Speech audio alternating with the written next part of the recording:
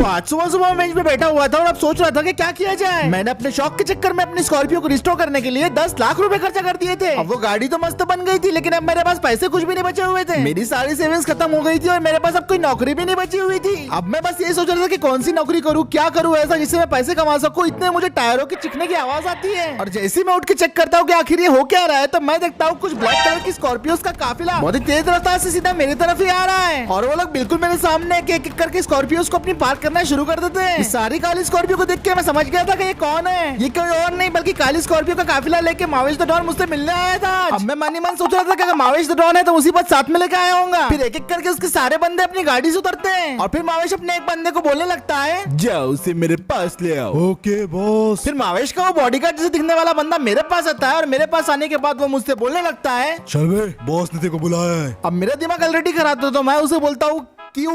वो मुझे नहीं पता, बस मेरे साथ चल। तो मैं उसे फिर ठीक है बोल देता हूँ। फिर मावेश के उस बॉडीगार्ड जैसे बंदे के पीछे पीछे चले जाता हूँ। पर जैसे ही मैं मावेश के पास पहुँचता हूँ सबसे पहले मैं उसे ये बोलता हूँ कि तुम जो ऐसे बार बार आके मुझे परेशान करते हो और मुझसे जबरदस्ती अपना काम कराते हो वो बिल्कुल भी ठीक नहीं है। तो ये सुन के मावेश बोलता है कि अभी तो तुझे और भी परेशान करना बाकी है। और उसका एक बंदा बोलता है, आज तो तू और परेशान होगा रे चिकने। और मावेश फिर मेरे ऊपर गुस्से में गन तान देता है और मुझे बोलता है कि मुझे बैंक से रॉबरी करके एक सोने की चिड़िया चुरा के लेके आनी पड़ेगी। रॉबरी का नाम सुनते ही मैं उसे साफ साफ मना कर देता हूँ, लेकिन वो बोलता है कि मुझे गोली मार देगा। पर इस बार मैं हिम्मत करके बोल देता हूँ कि मैं तुम्हारी गोलियों से नहीं डरता मावेश। पर मेरी हिम्मत दिखाना उल्टी पड़ जाती है। मावेश साला गोले चलाने लगता है, मेरे पैरों के आसपास पूरी गोलियां चलाना शुरू कर देता है और वो 10-15 गोलियां लगभग आजू बाजू मेरे पास चला देता है। वो तो शुक्र था कि एक भी गोली मुझे नहीं लगी थी, लेकिन मेरी टांगे जरूर कांप रही थी। अब बोल, अब भी काम नहीं करेगा क्या? अब ये सब देख के मैं डर जाता हूँ। मुझे मालूम था कि भाई ये गोली भी चला सकता है मेरे ऊपर, तो मैं उसे बोलता हूँ कि हाँ भाई ठीक है मैं तेरे लिए रॉबरी कर दूंगा। ये सुन के वो अपनी गन नीचे कर लेता है। वो मुझे बोलता है कि 3 बजे के आसपास सोने की चिड़िया तुझे बैंक में मिल जाएंगी और इतना बोल के बस मुझे वो वहाँ से जाने लगता है। उसकी गैंग का एक बंदा पर मुझे बोलने लगता है, रॉबरी में पकड़े मत जाना रे,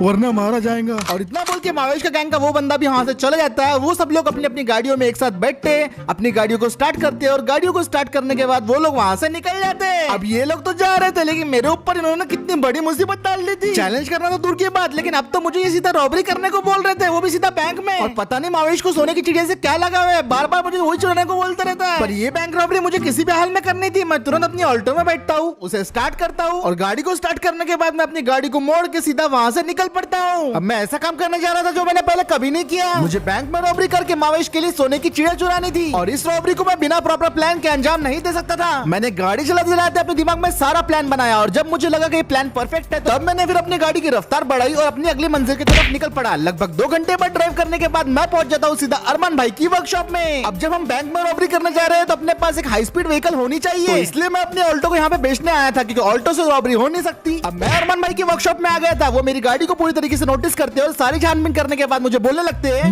ज्यादा से ज्यादा तो मैं तुम्हें इसके 2 लाख रुपए दे पाऊंगा। अभी मुझे मालूम था ये मेरे ऑल्टो के लिए कम प्राइस बता रहा है, लेकिन मेरे पास और कोई चारा नहीं था और दूसरा बायर मिलने से रहा, तो मैं उन्हें हाँ बोल देता हूँ। और उसके बाद वो बोलते हैं गाड़ी की कंडीशन अच्छी है तो मैं तुझे 15,000 और एक्स्ट्रा दे दूंगा इसके। एंड फाइनली फिर वो मुझे पेटीएम से 2,15,000 रुपए पे कर देते हैं। मैं अपना बैंक अकाउंट चेक करता हूँ और 2,15,000 रुपए मेरे पास आ गए थे। इतना होने के बाद मैं उन्हें शुक्रिया बोलता हूँ और वहाँ से जाने लगता हूँ, लेकिन तभी मेरी ऑल्टो की तरफ नजर जाती है और मैं थोड़ा सा इमोशनल हो जाता हूँ, लेकिन क्या करें मजबूरी है और मैं कसम खाता हूँ कि इस ऑल्टो को मैं वापस फिर से खरीद लूंगा अपने लिए। फिर उसके बाद मैं अरमान भाई की वर्कशॉप से निकल जाता हूँ और अब मेरे पास 2,15,000 रुपए भी आ गए थे, जिससे मुझे अपने लिए एक नई बाइक खरीदनी थी। साथ ही मेरे को रॉबर जैसे दिखने वाले कपड़े और एक नई गन भी खरीदनी पड़ेगी क्योंकि बिना गन के रॉबरी तो होने से रही। ये सब खरीदने के लिए मैं फटाफट भागते हुए वहाँ से निकल पड़ता हूँ और फटाफट मैं भागते भागते पहुंच जाता हूँ अपनी बाइक खरीदने के लिए सेकंड हैंड बाइक मार्केट में। और यहाँ पे ढेर सारी सेकंड हैंड बाइक्स थी। यहाँ पे पहुंचते ही मैं सारी बाइक्स को चेक करने लगता हूँ। मुझे ऐसी बाइक चाहिए थी जो बहुत तेज रफ्तार हो, ट्रैफिक में से फटाफट निकल सके, उसका एक्सेलरेशन और कंट्रोल बहुत अच्छा होना चाहिए और सबसे मेन बात अपने बजट में भी आनी चाहिए वो बाइक। मैंने वहाँ पहुंच के ड्यूक, पल्सर, स्प्लेंडर, एवेंजर जैसे कई सारे बाइक देखे, लेकिन सारे बाइक देखने के बाद मुझे एक चीज रियलाइज हुई कि इनमें से कोई भी बाइक मेरे काम की नहीं है। सारी बाइक्स में कोई ना कोई कमी थी, किसी का एक्सेलरेशन अच्छा नहीं था, किसी की कंट्रोलिंग अच्छी नहीं थी, किसी की स्पीड अच्छी नहीं थी। और अगर मैं ये बाइक से रॉबरी करता तो पुलिस मुझे पकड़ लेती। और काफी देर ढूंढने के बाद जब इनमें से मुझे कोई भी बाइक सूटेबल नहीं लगी तो मैं सीधा शोरूम के ओनर से बात करने की सोचता हूँ। उसका ओनर सामने खड़ा था तो मैं फटाफट भागते हुए उसके पास पहुंच जाता हूँ और उसे बोलता हूँ कि भाई मेरा बजट देखो 1.5 लाख के आसपास है, मुझे तेज रफ्तार और लेटेस्ट बाइक चाहिए जिसका एक्सेलरेशन और हैंडलिंग परफेक्ट हो। तो वो शोरूम का ओनर मेरी बातों को ध्यान से सुनता है और उसके बाद वो अपने बंदे को फोन लगाता है और बोलता है,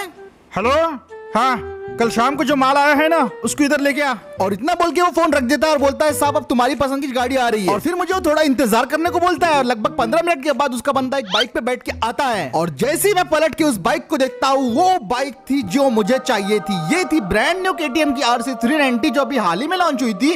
और भाई ये मुझे सेकंड हैंड काफी अच्छे प्राइसिंग में मिल जा रही थी और ये मेरी सारी रिक्वायरमेंट को पूरा कर रही थी। तो मुझे लगा भाई यही वो गाड़ी है जिसके जरिए मैं रॉबरी को अंजाम दे सकता हूँ। मैंने ज्यादा देर तक इंतजार नहीं किया और सीधा भागते भागते शोरूम के ओनर के पास पहुंच गया और उसे बोला कि भाई मुझे ये बाइक खरीदनी है। शोरूम वाला इसकी प्राइस 1,75,000 बोल रहा था। और फिर हमारी बहस कुछ शुरू हो जाती है, भाई 150 में दो ना। अरे नहीं जी उतना कम कौन करता, चलो आपके लिए 170। एक काम करो 155 में दे दो। 165 इससे कम नहीं करता। 160 165 161 164 167 चलो आपका ना मेरा 140। हाँ ठीक है चलो 140 डील डन। तो लगभग 1,40,000 में डील डन हो गई थी। मेरे लिए फायदे की डील थी तो मैं फटाक से अपना फोन निकालता और उस बंदे के अकाउंट में 1,40,000 रुपए पेटीएम UPI से डाल देता हूँ। वो बंदा मुझे शुक्रिया बोलता है, गाड़ी की चाबियां देता है और बोलता है कि 2-3 दिन में गाड़ी के पूरे कागज भी मिल जाएंगे। और अब ये बाइक मेरी हो गई थी तो मैं फटाक से बाइक की तरफ भागता हूँ, उसे बैठता हूँ और उसे पहली बार जैसे स्टार्ट किया समझ में आ गया था कि गाड़ी कितनी तूफान है और उसे लेके मैं वहां से निकल पड़ता हूँ। अब परफेक्ट बाइक मैंने खरीद ली थी रॉबरी के लिए, लेकिन अभी भी कुछ चीजें बाकी थी हमारी रॉबरी के लिए। तो मैं फटाफट अपनी गाड़ी को फुल रफ्तार से भगा के पहुंच जाता हूँ एम्यूनेशन में। वहाँ पे तो कुछ लोग मेरी बाइक को देख के डर जाते हैं और फटाफट मैं भागते हुए एम्यूनेशन के अंदर एंट्री कर लेता हूँ। यहाँ पे पहुंचने के बाद मुझे काफी सारी गन्स दिखाई देती है और भाई साहब यहाँ पे एक से बढ़ के एक गन्स थी, लेकिन ये सब मेरे कोई काम की नहीं थी। मुझे बस कोई ऐसी गन्स चाहिए थी जिसके जरिए मैं लोगों को डरा सकूं। और वहाँ पे पहुंचने के बाद शॉप का ओनर मुझे बोलने लगता है कौन सी गन चाहिए आपको? और फिर मैं सारी गन्स को देखने लग जाता हूँ। वहाँ पे काफी सारी rifles, shotgun, grenade launcher, sniper rifle, machine guns और भी बहुत सारे गन्स थे। अब मैं कंफ्यूज होने लगा था तो शॉप का ओनर मुझे बोलने लगता है देखो भाई अगर तुम्हें समझ में नहीं आ रहा है तो एक काम करो UZI लेके जाओ, नया मॉडल है तुम्हें बहुत पसंद आएगा। अब वैसे भी मैं ऑलरेडी बहुत कंफ्यूज था तो मैं उसकी बात मान लेता हूँ और UZI के लिए उसे पेमेंट कर देता हूँ। अब UZI लेने के बाद एक ऐसी कॉस्ट्यूम की जरूरत थी जिसमें मुझे पुलिस पहचान ना सके। मुझे पूरी तरीके से अपने आप को कवर करना था, चेहरे से लेके अपने पैरों तक। और काफी सोच विचार करने के बाद आखिरकार मैं अपने लिए एक परफेक्ट कॉस्ट्यूम सिलेक्ट कर लेता हूँ और अब मैं रॉबरी के लिए तैयार था। मैं शॉप के अंदर ही अपने सारे कपड़े वगैरह चेंज कर लेता हूँ। पूरा प्रिपेयर होने के बाद मैं शॉप से बाहर निकलता हूँ और मेरा लुक पूरा रॉबर की तरह आ रहा था। मेरे चेहरे का मास्क तो और भी ज्यादा डरावना लग रहा था और अब मुझे भी थोड़ी घबराहट हो रही थी क्योंकि रॉबरी का वक्त आ गया था। अब मैं सीधा अपने बाइक की तरफ जाता हूँ, उस पर बैठता हूँ और उसे स्टार्ट करके मैं सीधा निकल पड़ता हूँ बैंक की तरफ। अब मैं वो काम करने जा रहा था जो काफी खतरनाक था और मैं बिल्कुल नहीं करना चाहता था। मुझे बस बैंक में जाना था,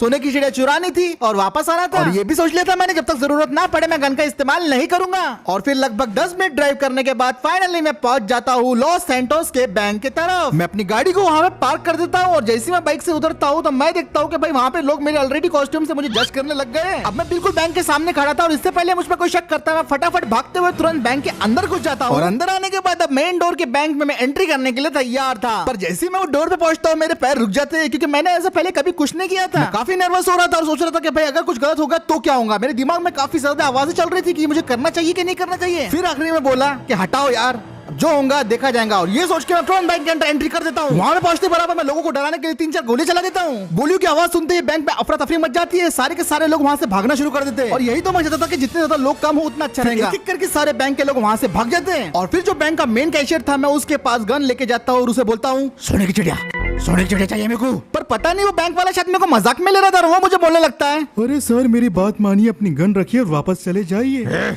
सोने की चिड़िया दे वरना गोली चला दूंगा तेरे ऊपर। सोने की चिड़िया दे। सर आप हमारा कुछ नहीं बिगाड़ सकते, कांच बुलेट प्रूफ है। सोने की चिड़िया दे दे, सोने की चिड़िया दे दे वरना मैं गोली चला दूंगा। अरे सर चुपचाप चले जाइए यहाँ से, मैं तो पुलिस को भी नहीं बुलाऊंगा, चले जाइए, जाओ जाओ। ये बैंक का मैनेजर मेरे को हल्के में ले रहा था तो इसी के लिए मैंने भी अपना एक प्लान बजा के रखा था। मैं थोड़ा ढूंढता हूँ और अपने हाथ में बम निकाल लेता हूँ। पहले तो मैं 2-4 बम को जमीन पे लगा देता हूँ और 5वां बम अपने हाथ में पकड़ के बोलता हूँ तो बता तेरा क्या कांच बॉम्ब प्रूफ भी है क्या? बता बता, फोड़ू फोड़ू फोड़ू। अरे सर ऐसा मत करो सर, ऐसा गजब मत करना। अरे क्या बोल रहे थे आप? सोने की चिड़िया चाहिए? अरे वो तो हमारे मेन ब्रांच मैनेजर के टेबल पे रखी है सर, वो सोने की चिड़िया यहाँ से लेके जा सर, पर बम मत फोड़ना सर, प्लीज बम मत फोड़ना। उसकी ये बात सुन के मैं उसे बोलता हूँ कि हिलना मत यहाँ से वरना मैं बम फोड़ दूंगा। और फिर मैं उसके बाद पीछे पलट के बैंक मैनेजर के टेबल की तरफ जाता हूँ और फाइनली उस बैंक मैनेजर के टेबल में मुझे वो चीज दिख जाती है जो मुझे चाहिए थी, सोने की चिड़िया। वो वहाँ पे रखी हुई थी। मैं सोने की चिड़िया उठाता हूँ, लेकिन जैसे मैं सोने की चिड़िया को उठाता जाता हूँ तभी वो बैंक वाला इमरजेंसी अलार्म चालू कर देता है। मैं सोने की चिड़िया उठा के तुरंत वहाँ से भागने लगता हूँ। मैं फटाफट भागते हुए बैंक से बाहर निकलता हूँ। मुझे पुलिस के सायरन की आवाज आ रही थी और जैसे मैं बाहर निकलता हूँ मुझे कुछ पुलिस की गाड़ियां भी दिखने लगती है। मैं फौरन अपनी बाइक को स्टार्ट करता हूँ और वहाँ से निकल जाता हूँ। लेकिन मुसीबत तो अब शुरू हुई थी क्योंकि मेरे पीछे पुलिस पड़ चुकी थी। अब मैं पूरी रफ्तार से अपनी गाड़ी को भगाने लगा था लेकिन पुलिस वाले मेरे पीछे पड़ गए थे। पहले तो मैंने सोचा कि इन्हें चकमा देके निकल जाऊंगा लेकिन ये लोग भी काफी ज्यादा स्मार्ट निकले। ये पूरी तरीके से मेरा रास्ता ब्लॉक करने की कोशिश में थे और तब मैंने सोचा कि इनसे पीछा छुड़ाने के लिए अपनी गन का इस्तेमाल करना ही पड़ेगा। तो मैं अपनी UZI से फायर कर देता हूँ। ये धमाका काफी ज्यादा जबरदस्त था जिसकी वजह से वो पुलिस की गाड़ी पूरी तरीके से ब्लास्ट हो चुकी थी।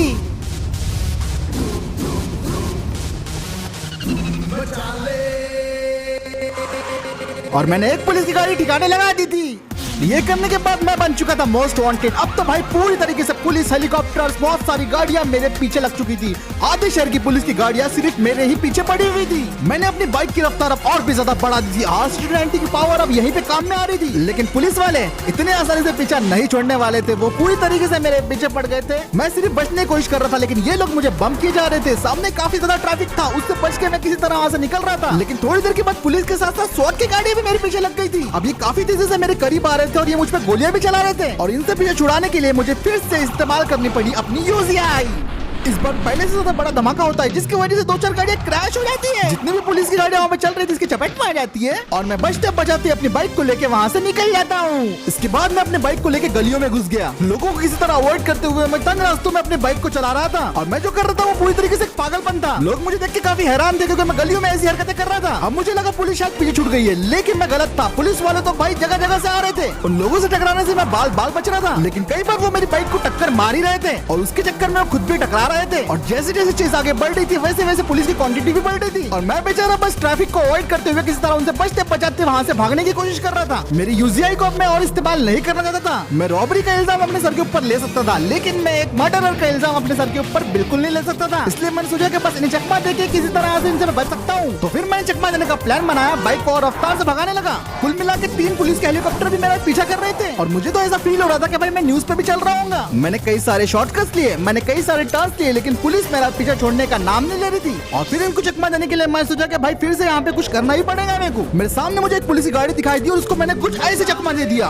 और वो भी बेचारी बहुत बुरी तरीके से टकरा गई। और अब थोड़ी बहुत पुलिस को पीछे छोड़ के मैं फाइनली पहुंच चुका था हाईवे की तरफ। अभी मुझे इन्हें किस तरह अवॉइड करके बस टनल तक पहुंचना था लेकिन जैसे ही मैं टनल के पास पहुंचता हूँ मैं क्या देखता हूँ भाई सामने भी पुलिस की और गाड़ी है। किसी तरह साइड में उनको कट मार के मैं टनल के अंदर आ जाता हूँ और भाई अब तो ये लोग गोली चलाने लग गए थे मेरे ऊपर और बुरी तरीके से मुझे ठोके भी जा रहे थे और ये गोलियों की वजह से मेरी गाड़ी की हालत खराब होने लग गई थी। ये चेस को अब मैं ज्यादा देर तक चलने नहीं दे सकता था क्योंकि पुलिस वालों से मैं जितना बचने की कोशिश कर रहा था वो लोग मेरे उतना पास आते जा रहे थे और इससे पहले कि वो मुझे गिरा देते या फिर मुझे गोली मार देते मुझे फटक से कुछ ना कुछ करना ही था। अब हाईवे वाले टनल से बाहर निकलने के बाद मैं सिटी वाले रोड पे आ जाता हूँ और ये रोड पे आने के बाद मुझे पता चलता है कि और भी ज्यादा पुलिस वाले मेरे पीछे लग चुके हैं। पर ये रोड पे आना मेरा एक प्लान था क्योंकि इसी रोड के ठीक 500 मीटर आगे एक सीक्रेट टनल था जो कि पुलिस को चकमा देने में काम आने वाला था। मैं तुरंत अपनी बाइक को मोड़ता हूँ और टनल के अंदर चले जाता हूँ और अब मैं टनल में अपनी बाइक भगाए जा रहा था। अब पुलिस वाले भी मुझे फॉलो करने के लिए टनल में आ जाते हैं लेकिन अनफॉर्चुनेटली वो टनल काफी छोटा था और पुलिस की जितनी भी गाड़ियां होती है वो उस टनल में फंस जाती है और इसी तरह मैंने पुलिस का पोपट बना दिया।